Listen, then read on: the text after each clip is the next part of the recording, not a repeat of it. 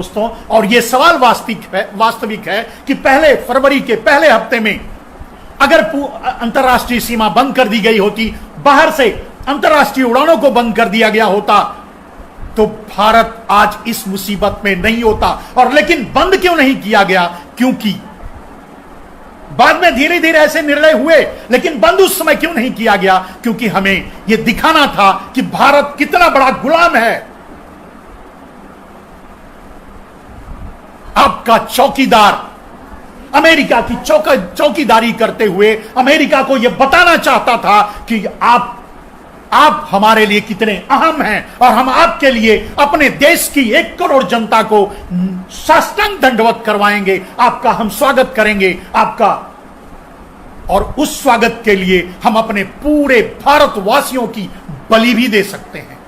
आज वही हो रहा है मेरे दोस्तों। आज अगर हम इस स्थिति में हैं तो इसके लिए चौकीदार जिम्मेदार है और चौकीदार का अहंकार जिम्मेदार है।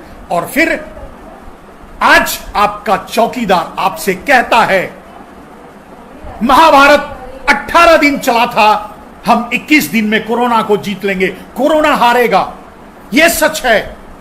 लेकिन आपके अहंकार ने भारत में न जाने कितनी जाने लेगा, कैसे हालात पैदा करेगा, वो आज से शुरू हो चुका है। मैं उन 25-30% लोगों की बात नहीं करता जिनके पास खाने के लिए रहने के लिए घर है। मैं उन 30% लोगों की बात आज भी कर रहा हूं मेरे दोस्तों, जिनके पास न खाने के लिए है न रहने के लिए है, कुछ नहीं है। अगर दिल्ली में खाना नहीं मिला तो वो रिक्शे से चल पड़े हैं अपने घरों के लिए। आपको दया आ रही है, आपके आंखों में आंसू आ रहे हैं, आपके करुणा की बात करते हैं, आपका चौकीदार करुणा की बात करता है। करुणा की ये कौन सी करुणा है बताइए? या तो उन्हें वो सुविधा दी जाती जहां है वहां रहने के लिए, और या तो उन्हें उनके घर तक भेज दिया जाता, कम से कम जिए या मरे वो अपने घर पहुंच जाते। क्यों हम अपने ही लोगों को अपने घरों तक पहुंचने नहीं दे रहे हैं? आप सोच के देखिए मेरे दोस्तों, आप भी शहरों में होंगे, आपके परिवार कहीं कहीं होंगे, हमारे भी आधे परिवार गांव में हैं, आध हम यहां हैं। किसी को कहीं कुछ भी हो जाए तो आज कोई किसी का मुंह भी नहीं देख पाएगा।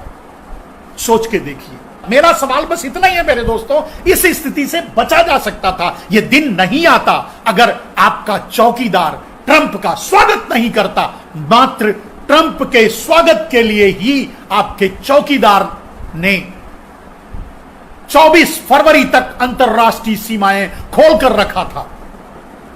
और अहंकार में डूबा आपका चौकीदार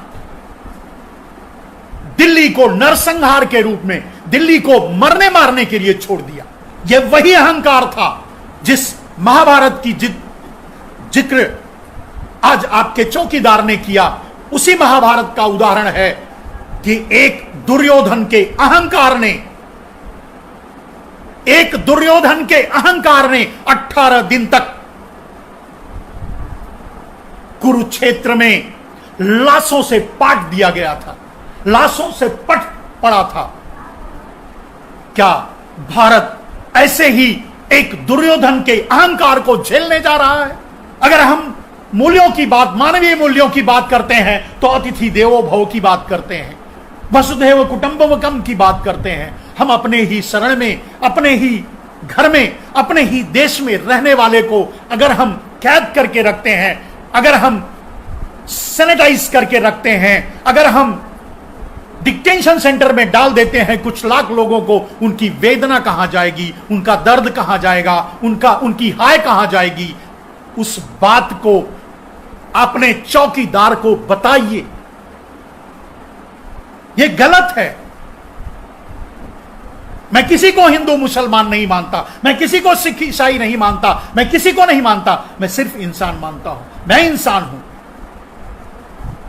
लोग जानते हैं, मेरा समाज जानता है, मैं ब्राह्मण हूं, मैं हिंदू हूं, होगा, लेकिन मैं जानता हूं मैं इंसान हूं, सिर्फ इंसान हूं, सिर्फ और सिर्फ इंसान हूं। और मैं हर इंसान से यह कहता हूं, आप इंसान बनिए, सिर्फ इंसान बनिए। एक राजा का यह धर्म नहीं होता कि वो अपनी प्रजा में विभेद करे और विभेद करके हिंदू के लिए, मुसलमान के, हिंदू के लिए, सिख के लिए, ईसाई के लिए ये करेंगे, लेकिन हम मुसलमान के लिए नहीं करेंगे। इंसान और इंसान में फर्क करना एक जघन्य अपराध है।